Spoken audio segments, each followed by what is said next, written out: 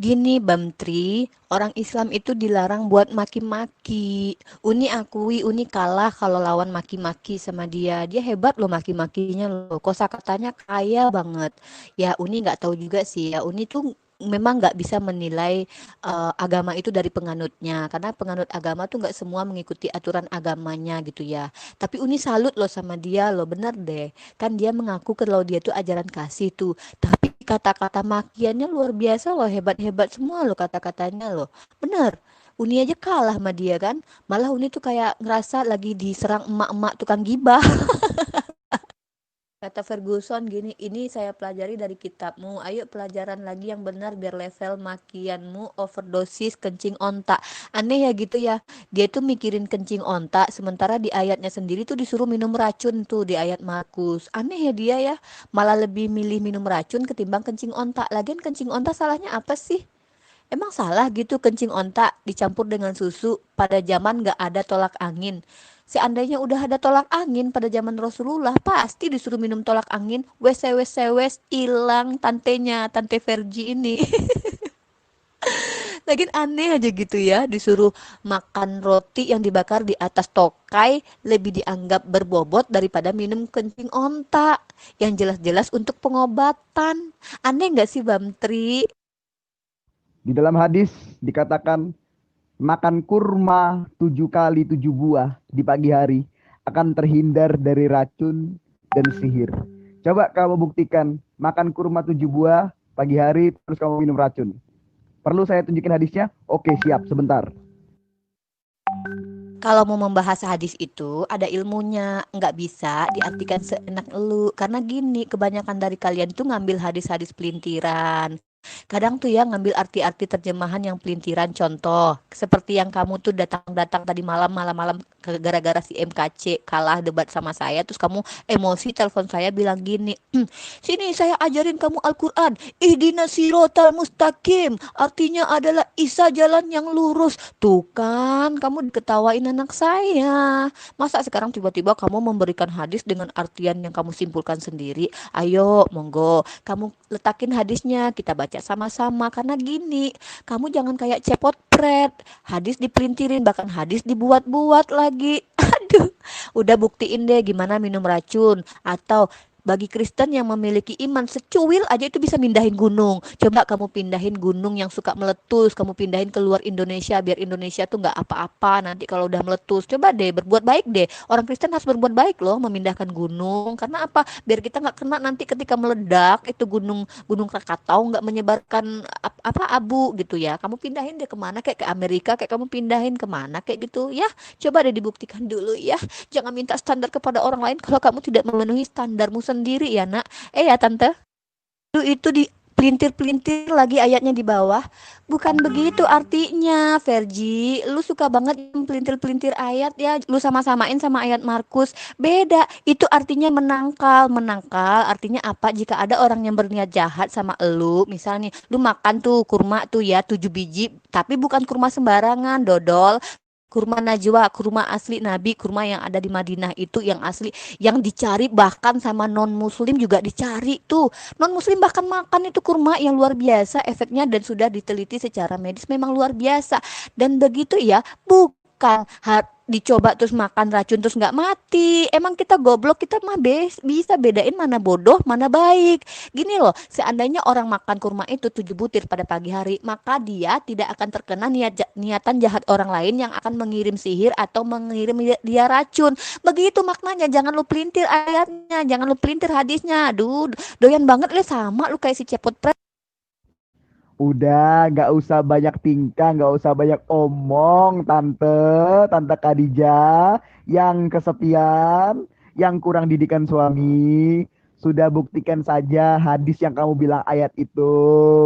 Coba kamu makan 7 buah kurma pagi-pagi, terus kamu minum racun, kan bisa menangkal racun, bisa menangkal sihir. Berarti kalau kamu minum racun, semua racun yang terserap dalam tubuhmu itu akan tertangkal oleh kurma yang kamu makan 7 buah di pagi hari. Begitu. Kamu banyak omong, mulutmu kayak comberan, gak pendidikan, Tante Khadijah kesepian. Udah, buktikan saja. Kok kamu malu? Kenapa? Ketabo ya, ketabo, plok gitu ya, plok gitu ya, plok gitu ya.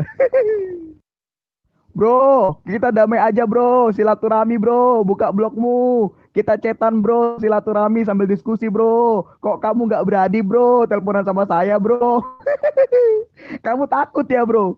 Enggak bro, nggak bakal saya maki-maki bro. Walaupun wajahmu sebenarnya ngeselin bro, minta saya maki bro. Ayo bro, buka blokirmu bro. Kenapa kamu dendam banget sama saya bro? Kalau kamu nggak dendam kan nggak mungkin kamu blokir bro. Buka blokirnya bro. Salah sis. Sis, tolong sis. Ayo sis, damai sama saya. Ntar kita endorse bareng-bareng ya. Buka arisan mau, buka arisan. Buka arisan ajak makmu itu. Beda mengartikan menangkal racun dan menangkal sihir aja lu nggak paham. Lu tahu nggak sih tameng?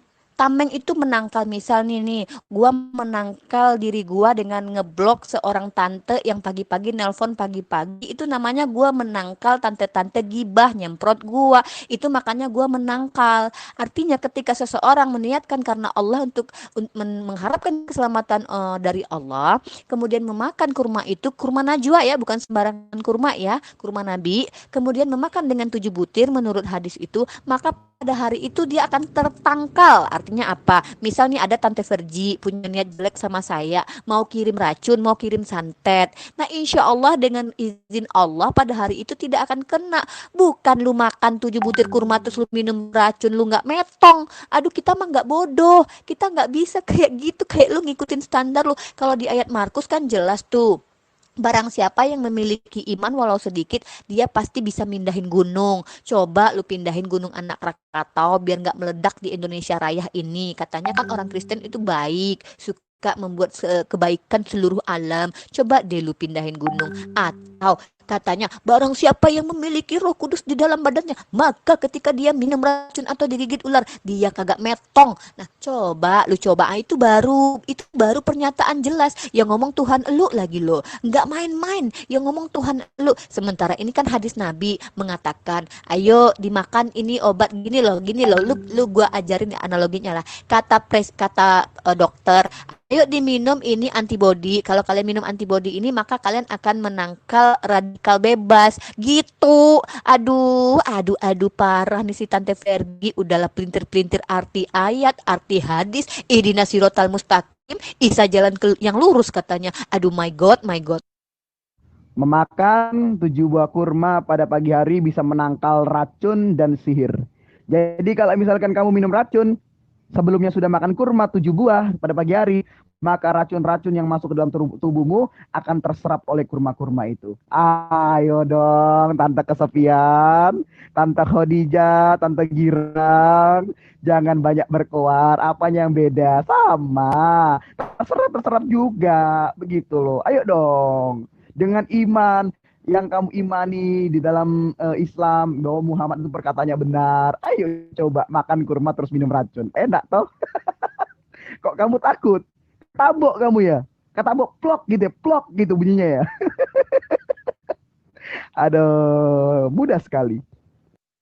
Itu namanya bego, Tante. Kan begini nih, kata Pak Jokowi, kalian tolong pakai masker karena itu menangkal corona. Nah, terus lu pakai masker, lu cium-cium orang yang kena corona. Menurut lo itu pinter. Aduh, segitunya akhlak lu, segitunya logika lu, segitunya nalar lu. Atau gini, misal ada dokter bilang nih, ayo silakan diminum ini Stimuno agar badan kita terhindar dari namanya penyakit. Terus lu mandi-mandi di kolam yang ada tainya gitu, dengan berharap karena lu udah minum Stimuno lu bakalan sehat walafiat gitu. Terus lu cium-ciumin orang yang kena penyakit. Aduh Ferguson, gua nggak nyangka udah lalu jago maki-maki, pagi-pagi telepon gua terus maki-maki nama istri Nabi gua, maki-maki gua.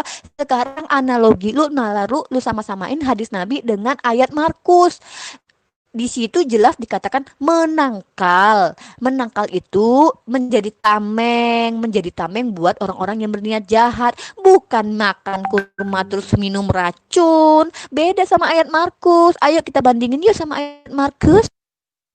Bro, jangan dendam terus bro sama gua bro. Buka blokirmu bro, kok kamu ketakutan bro? Bro, kamu jangan jadi pengecut, bro. Jangan ketakutan, bro. Bro, masa kamu takut sama saya, bro? Ayo, bro, teleponan sama saya, bro. Silaturahmi, bro. Katanya kamu anggap saya saudara, bro. Masa saudara ngeblok, bro? Saudara apa itu? Saudara semusuhan. Oh, jadi lu mau menghina Presiden Jokowi tuh dengan mengatakan atau Menteri Kesehatan dengan mengatakan memakai masker menangkal corona. Ah, terus lu pakai masker, lu cium-ciumin orang yang kena corona. Hebat lu ya analogi lu ya nggak nyangka lu sekolah di mana sih dulu? Hah? Sekarang pakai kata bego si tante. Ntar pakai kata goblok. Ntar kemajuan lagi pakai kata tolol. Lama-lama pakai kata bahlul. Nah, ini memang ciri khas Islam. Kalau debat nggak ngatain tuh nggak enak gitu loh. Nah, ini nggak apa-apa. Memang ciri khas kok. Tunjukkan. Terus pertontonkan ajaranmu seperti apa. Terus tante. Terus tunjukkan didikan suami seperti apa. Bagus. Saya dukung. Kalau pakai masker tidak dimakan tante. Tidak dimakan. Kalau kurma itu dimakan tante. Habis makan kurma kamu coba minum racun. Begitu tante. Ya. Terus apa? Maksudnya gini, makan kurma 7 buah setiap pagi, insya Allah tidak akan ada yang meracuni kamu. Begitu, tidak akan ada yang meracuni kamu. Ayo coba tante, kamu makan kurma, terus kamu beli racun dan suruh orang untuk menuangkan racun ke mulutmu. Kalau memang ya kurma menangkal orang supaya tidak meracuni kamu, maka orang itu tidak akan menuangkan racun kepada kamu. Begitu tante. Ya, Tuh si Verji lempar tangan sembunyi batu. Nah, kebiasaan Verji pagi-pagi maki-maki bini orang, ditelepon pagi-pagi istri orang dimaki-maki. Aduh, sekarang merasa jadi flying victim. Oh, main flying victim ya, main drama Korea kayak si MKC kemarin di Geraha Mualaf. Aku nggak bisa masuk, aku dikik, padahal lagi di KO. Segitunya ya, bikin malu banget ya. Kalau gua mah malu gitu. Untung lu bukan Islam, Verji. masker itu tidak dimakan tante. Beda sama kurma tante. Jangan bego kamu kayak omonganmu sendiri tante. Ya, dan lagi, masker itu mencegah virus masuk, bukan menangkal. Kalau menangkal, itu ibaratkan kalau misalkan virus mau masuk, langsung kembali. Kayak terpantul. Kalau mencegah, virus yang mau masuk, itu langsung terserap kepada masker. Menempel di masker. Bukan menangkal, tapi menyerap. Di sinilah kebodohanmu. Tidak bisa membedakan tata bahasa, tante. Belajar dulu bahasa Indonesia makanya. Jangan bahasa kadrun terus. Jangan jadi bunglon terus. Bahasa Arab, bahasa bangsa asing kamu pelajari. Bahasa Indonesia kamu lupakan. Astagfirullah. Inilah yang namanya bunglon. Lupa tanah air. Verdi, aku kalah sama kamu kalau masalah maki-makian. Kamu dapat kosakata dari mana sih? Belajar di mana sih, Verdi? Kok bisa hebat gitu kalau maki-maki wanita? Aku yang mak-mak pasar aja kalah loh sama kamu loh, maki-maki pagi-pagi tiba-tiba langsung kamu istri berjat, kamu enggak ada ini, kamu gini, kamu Islam, kamu Aisyah begini-begini. Luar biasa ya. Belajar di mana sih, Verdi? Sekolahnya ada nggak sih itu sekolah khusus maki-maki? Tante, bukan lempar tangan sembunyi batu, tetapi lempar batu hajar aswad sembunyi tangan Allah semuanya kanan. Ayo, tante, kamu ini doyannya sudah maki-maki pakai kata bego, tolol, goblok, sama kayak si Zulkifli itu kesurupan sama saya. Ayo dong tante, kan katanya kalau makan 7 buah kurma itu bisa menangkal racun, bisa menangkal sihir, ya kan menangkal loh ya. Jadi kalau ada racun masuk, tertangkal, ya, terhangi, langsung dilawan, gitu loh. Berarti kan kamu gak bakal mati. Coba diminum. Gimana dong tante? Verjuso, ngomong-ngomong masalah tangan kanan nih ya, lu baca deh di perjanjian lama, emang Tuhan lu pernah nunjukin tangan kirinya nggak? Coba deh lu baca di kitab lu ya, Elohim pernah nggak nunjukin tangan kirinya? Dia kalau nggak salah tuh sering bilang deh tangan kanan juga deh. Ya deh, coba deh lu teliti deh di ayat-ayat perjanjian lama, ada nggak sih Elohim mengatakan tangan kiri aku gitu, ada nggak sih? Verjuso, Aduh, tante bisa aja sandiwaranya. Bisa aja pura-pura ngalah dari saya. Saya yakin tante itu jauh lebih hebat daripada saya. Saya ngalah. Ya saya nggak hebat tante. Tante lebih hebat. Cuman tante belum menunjukkan skill. skill maki-maki tante yang sepenuhnya. Belum menunjukkan kelihayan kebolehan tante memaki-maki sesembahan orang lain, memaki-maki pribadi orang lain. Belum tante. Ya, saya yakin kamu masih menyembunyikan talenta kamu memaki-maki orang lain dan sesembahan orang lain yang sebenarnya. Belum, ini masih kamu sembunyikan. Bisa aja kamu tante bikin sandiwara. Udah ngatain saya bego, masih aja kamu bersandiwara, Tan. Aduh, tunjukkan, lanjutkan ya. Pertontonkan terus ajaran agamamu ya, seperti apa? Tunjukkan, Tan. Jangan malu. Buat apa malu? Kan Islam ya. Islam dong, harus bangga. Islam berstatement, kalau Elohim tidak pernah menunjukkan tangan kiri, berarti Elohim tidak punya tangan kiri. Wah. Kalau tidak ada ayat yang mengatakan Allah pakai baju, berarti Allah itu bugil. Ya. Luar biasa, Tante. Teruskan, pertontonkan ajaran Islam, Tante. Jangan malu, harus bangga. Islam ini, Tante, ya. Saya yakin talenta maki-maki menghujatmu itu masih belum ada apa-apanya. Ini masih dipendam, ini disembunyikan. Kamu mau mengukur ini kan, mengukur kehebatan lawan kan. Saya nggak hebat memaki-maki, Tante. Beda dengan Tante, skillnya itu luar biasa. Lihai, mulutmu meliuk-liuk ya, berbelit-belit, bersilat lidah memaki-maki orang. Hebat, saya akui. Gemes. Aduh Verji, kebenaran sekali kamu kelihatan lempar tangan sembunyi batu. Itu kan standar kamu yang saya balikin. Kata kamu Tuhan kami nggak punya tangan kiri katanya. Katanya Tuhan kami cuma punya tangan kanan doang. Karena sering berkata dengan tangan kanan. Nah terus kan saya balikin ke kamu. Emangnya Elohim pernah berkata tangan kiriku gitu? Kan aku bertanya sama kamu Verji. Ih dasar emak-emak nih, emak-emak Tanah Abang kebiasaan deh lempar tangan sembunyi batu. Besok-besok lempar apa? Lempar janda mau dapat perawan? Ih mustihal. Dalam hadis dikatakan, semua tangan Allah adalah kanan. Artinya, Allah sendiri yang mengatakan kalau dia tidak punya tangan kiri. Tetapi kalau kamu memaksakan Elohim tidak punya tangan kiri dengan hanya berstatement atas tuduhan karena Elohim tidak pernah menunjukkan tangan kiri, wah, maka ini akan menjadi seru. Ya, Tante yang suka maki-maki, yang lihai, bertalenta memaki-maki dari lahir, ya bakat alam, bakat lahir ya kan. Berarti karena tidak ada yang ayat yang mengatakan Allah pakai baju, artinya Allah bugil. Begitu ya, Tante. Allah bugil ya, Tante.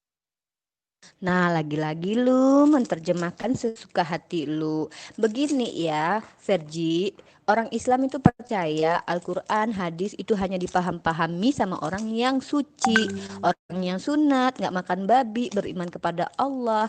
Begini, kalau Tuhan itu bekerja dengan tangan kanan itu bukan artinya tangan seperti tangan elu, karena kita nih orang Islam tuh nggak lancang. Kita nggak pernah ngeliat Tuhan. Iya, kita nggak tahu bagaimana wujud Tuhan, tapi Tuhan itu ada. Contoh, lu nggak bisa kan lihat kentut lu, tapi ada kan kentut lu, kebau kan kentut lu kan. Masa Tuhan bisa lebih rendah daripada kentut? Ciptaan lo kentut itu. Nah begitu. Jadi ketika Tuhan berkata dengan tangan kanan, artinya apa? Perbuatan Tuhan itu perbuatan baik semua. Karena Tuhan itu tidak pernah berbuat misalnya kayak tangan kiri itu kan tangan kiri buat cebok ya kan, buat ini nggak ada tuh Tuhan kayak gitu. Maksudnya adalah tangan Tuhan itu tangan yang baik-baik aja, mentakdirkan manusia untuk yang baik-baik. Makna bahasa di dalam hadis, di dalam Al-Quran itu tinggi Verji, nggak bakalan sampai otak lu memikirkan ini. Karena lu kan umat terjemahan ya kan, lu cuman pakai terjemahan doang, pemahaman lu nggak ada. Kita mah pakai hikmah. Iya, orang Islam itu belajar memakai hikmah. Contoh tadi soal racun, dikira menangkal, lu bilang boleh tuh minum racun abis makan kurma. Tuh kan lu ngerendah-rendahin Menteri Kesehatan yang bilang masker menangkal corona. Artinya lu pikir setelah pas masker dipakai terus dicium-cium, yang punya penyakit corona dicium-cium gitu. Aduh, bedakannya Verji antara baik dan bodoh ya. Tolong deh ya. Mau nggak lu makan roti? Enak nih roti, gue lagi masak pizza. Lempar batu hajar aswad, sembunyi tangan Allah kanan semua. Mantap kan peribahasa gue. Ya, ini yang sedang berusaha kamu lakukan, Tante. Tante yang bakat dan sangat bertalenta memaki-maki orang lain, memaki-maki sembahan orang lain ya. Ini yang sedang kamu lakukan. Nah, bagaimana cara menangkalnya? Gampang. Orang tukang maki-maki seperti ini kok. Ini mah nggak bisa debat, ini mah tukang maki-maki, hebat ini talentanya, ini memaki-maki bukan dari lahir nih ya. Berarti karena tidak ada ayat Quran yang mengatakan Allah pakai baju, artinya Allah bogil. Bogil ya asal sembahanmu tante? Hah? Allah bogil ya tante? Bogil ya dia ya? Kasihan. Verji, gue mau nanya, lu pernah ngeliat Tuhan lu nggak sih? Lu lihat nggak sih bentuk Tuhan gimana? Bener nggak sih kayak yang ada di poster-poster, jenggotan, rambutnya panjang kayak gitu? Bukannya di dalam kitab lu rambut panjang itu dilaknat ya? Masa Tuhan mengingkari pernyataan sendiri, rambut panjang itu dilaknat, tapi Tuhan digambarkan kalian rambut panjang. Gimana sih Verji? Verji, lu pernah nggak sih ketemu sama Yesus? Nggak, gue cuma pengen tahu aja gitu. Gimana sih bentuknya Yesus? By the way, emangnya Yesus kalau turun naik gitu ya, pakai badan seutuh badan apa pakai roh doang sih? Karena gini katanya kan dia naik ke langit pakai badan utuh.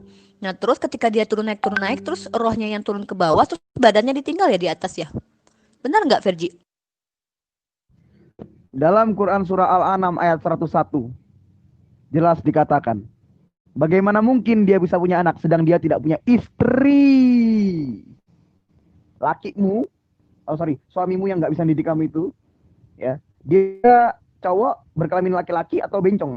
Maksudnya apa? Dia perempuan berkelamin laki-laki kan dia? Nah, berarti suamimu yang berkelamin laki-laki tidak bisa punya anak kalau tidak punya istri kamu, ya kan?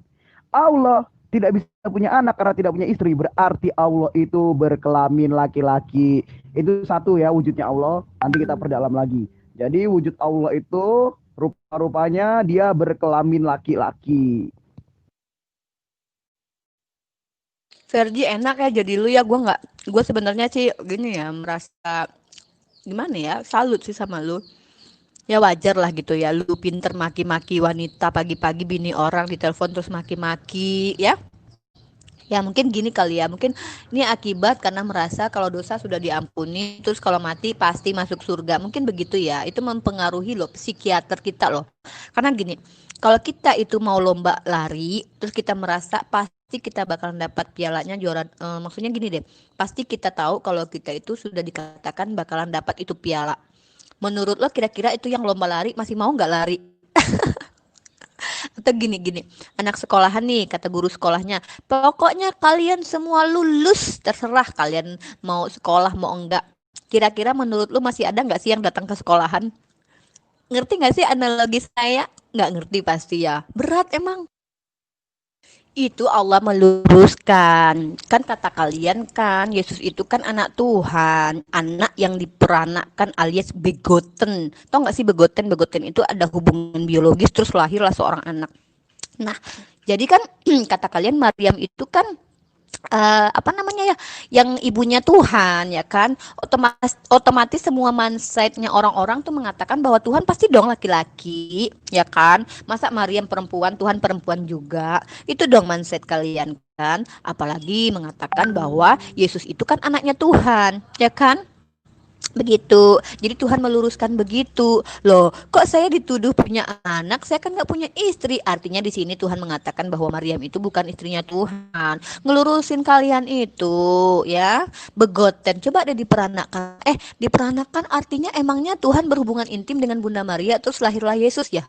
Atau gimana sih? Atau Tuhan itu mengatakan dia anak tunggal, tapi Tuhan itu membelah diri seperti amuba rohnya, terus pindah ke jasadnya Yesus gitu ya? Jelasin dong secara ilmiah dan secara secara keilmuan lu yang sangat tinggi. Gua nggak paham. Ya coba ajarin gua gimana sih proses pemindahan menjelmaan Tuhan menjadi manusia itu seperti Naruto gitu ya, berubah jadi banyak gitu. Atau seperti apa sih Ferguson? Gua pengen tahu deh. Iya, dia itu cuma pinter ngehujat. Masa kemarin katanya si MKC di-kick dari debat. Ya nggak mungkin lah Bam Tri Uni nge-kick dia atau Graham Mualaf nge-kick dia. Kan Uni lagi jejelin sambal lado ke mulutnya dia kan. Kalau memang itu MCK itu merasa menang, kenapa sih orang Kristen nggak ada yang upload debat kita itu di seluruh konten orang Kristen biar mereka bangga gitu kan dengan kemenangan MCK ya kan? Diupload dong semua kalau memang itu MCK menang ya kan, Aneh nggak sih Bamtri statementnya si Verji mengatakan bahwa mereka itu mengatakan MCK itu menang debat, Uni katanya kalah. Kalau Uni menang, Uni upload itu. Tapi nggak ada tuh ya diupload sama channel Kristen. Malah tuh si MCK tuh di channelnya Tante Uti tuh ngebahas itu. Aduh, logika aja kali ya. Gue lagi ngehina-hina Dina dia